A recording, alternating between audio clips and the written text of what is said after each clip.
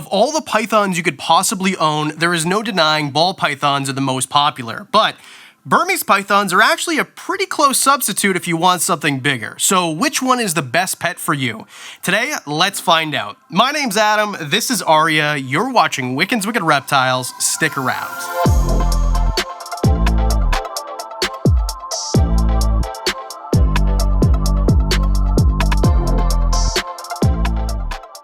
Calm, slow-moving, sometimes not the best eaters, but otherwise don't need giant enclosures, and that's what makes them so darn popular.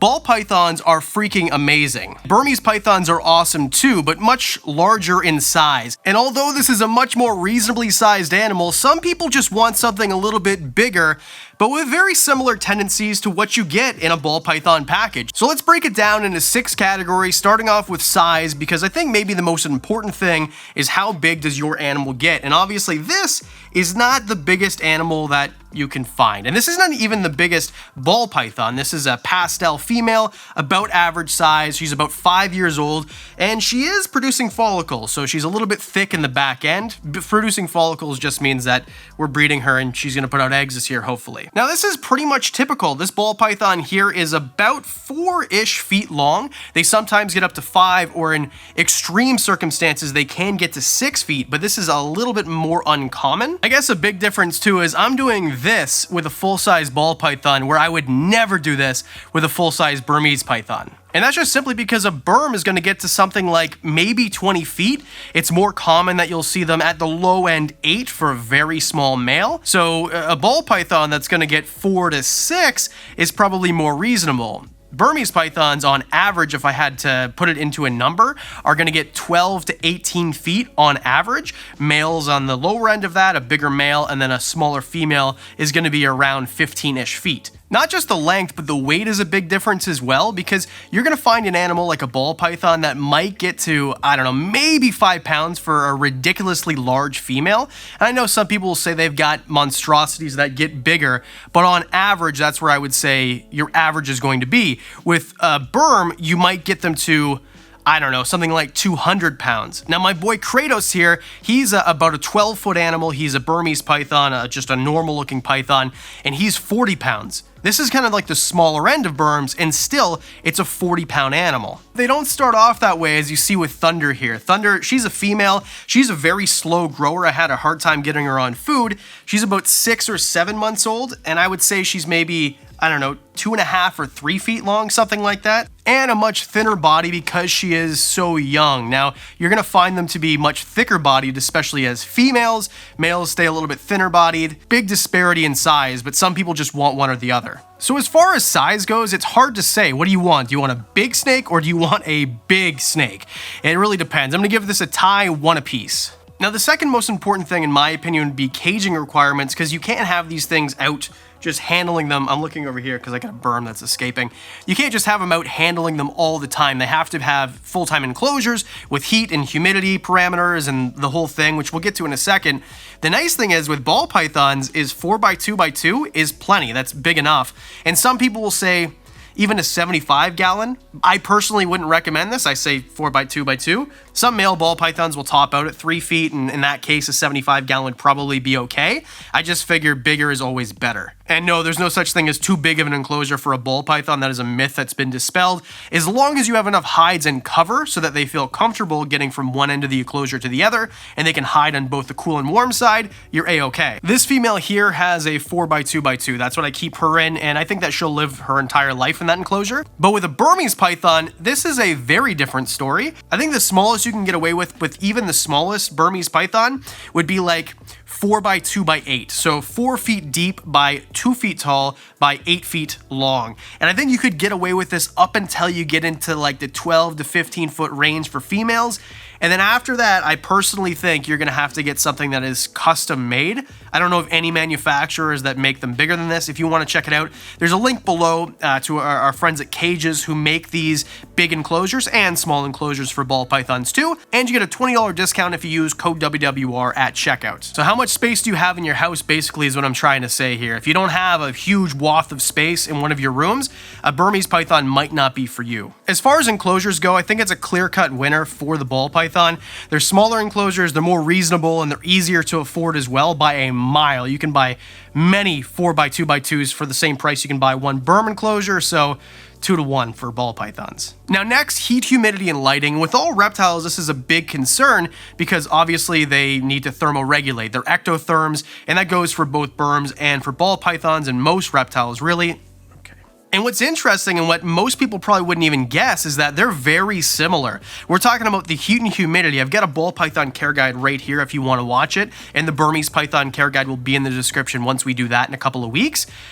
They're almost identical. Now, not totally identical. There are some differences, but heat, humidity, and lighting are almost the same. They're not difficult to do. I think the humidity might be difficult if you live in a desert, let's say. If you live in Arizona, it might be difficult. You might have to do some extra, right? Something extra. Now, that's not impossible by any means.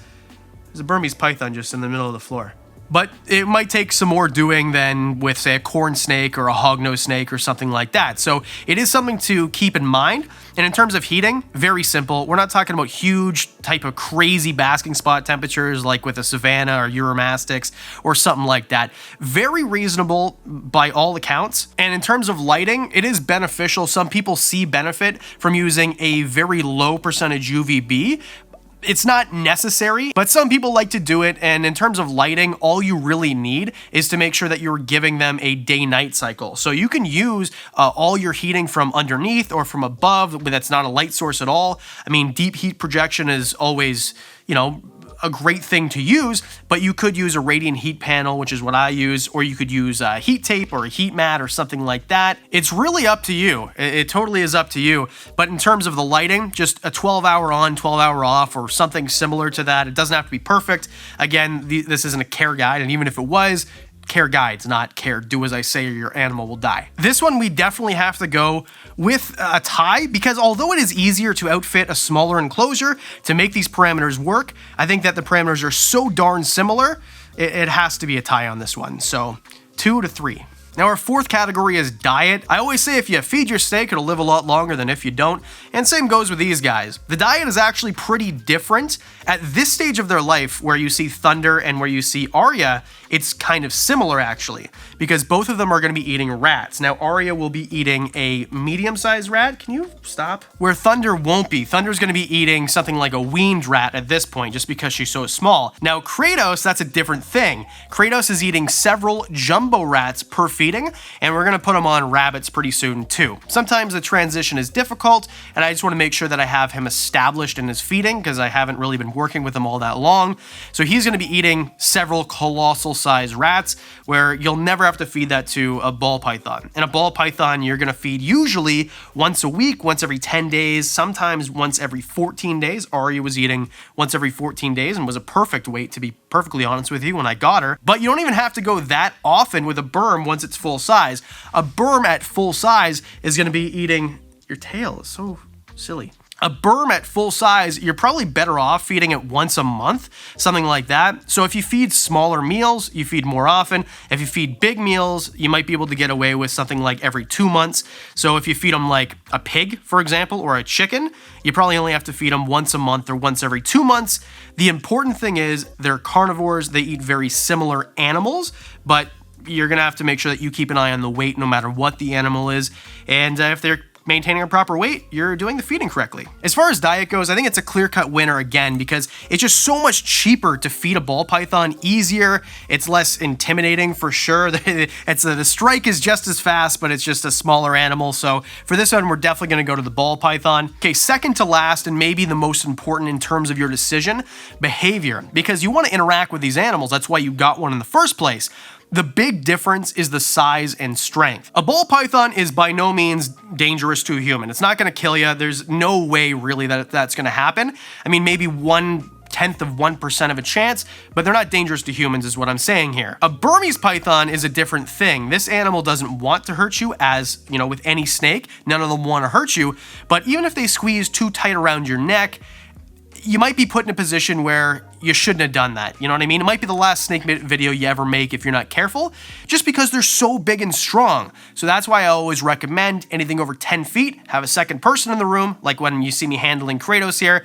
I've got Michelle looking at me like 10 feet away there, just in case something were to happen for whatever reason, although the likelihood is next to zero. But the behavior overall is pretty similar, actually. They're slow moving, they're very docile for most of the time, as long as they're well socialized. They're absolutely amazing animals in my opinion. It's just, you know, the size thing is like the big difference. I think if we're getting really right down to it, besides the next category, the only difference we've seen here is how big of food they need and how big the animal is. That's basically it. And enclosure. So all of it is size. These animals are so similar other than the size. Now behavior is really subjective. Like, what do you like? Do you like a bigger snake who acts like a ball python, or a ball python acts like a ball python? I was gonna give this to the ball python because they can't kill you, but I think it's just so unrealistic, or such a small percentage chance it's almost not worth talking about. So for that reason, we're gonna go with a tie. Come here, Kratos. In the last category, cost, availability, and morphs. And normally when I talk about cost in these type of comparisons, I don't talk about upkeep cost or maintenance or setup cost, but this time I kind of have to. To buy these animals is not expensive, especially if you want just a normal morph. If you want a normal morph, I'm sorry, I gotta keep looking at her face, it's so cute. If you want a normal morph ball python, you can get one for literally $5. Like, people just give them away basically if it's a breeder who has so many of them from a clutch that didn't turn out the way they want. If you buy one at a pet store, you might pay $100. Don't buy from PetSmart and Petco, please. Buy from a breeder and you can get one for probably, I mean, at very most 40 or 50 bucks. A normal we're talking about. With a normal Burm, it just depends region by region. I mean, here it's really expensive. I mean, if you buy an adult Burm here that's just a normal, you're going to be paying probably, are you going to slip off again, sweetheart? You'll be paying probably close to $300 or $400, maybe even more for an adult. As a baby, it's still not going to be cheap for a Burm. You're probably going to have to be paying, I don't know, $200. But in the States, I've seen it where, you know, you pay like 40 or 50 bucks for a baby, you know, normal Burmese python. It just totally depends. And I'll just add something real quick that I don't normally add in is legalities. Most places, unless silly Sally's like Saskatchewan, ball pythons, you're A-okay. North Bay, Ontario, I heard last week also. Why? It's frozen there. But with Burms, there are lots of laws. So check your local bylaws and check your, you know, your state laws and things like that. You might not be able to keep them. But just back to morphs. For a pastel ball python like this, the first pastel I ever bought was $40 as a baby. They're next to nothing. Now, back in the day, they were more expensive. And now we have morphs like, I don't know, things like monsoons or things like piebalds, which are still fetching hundreds of dollars. And there's still morphs that cost thousands of dollars.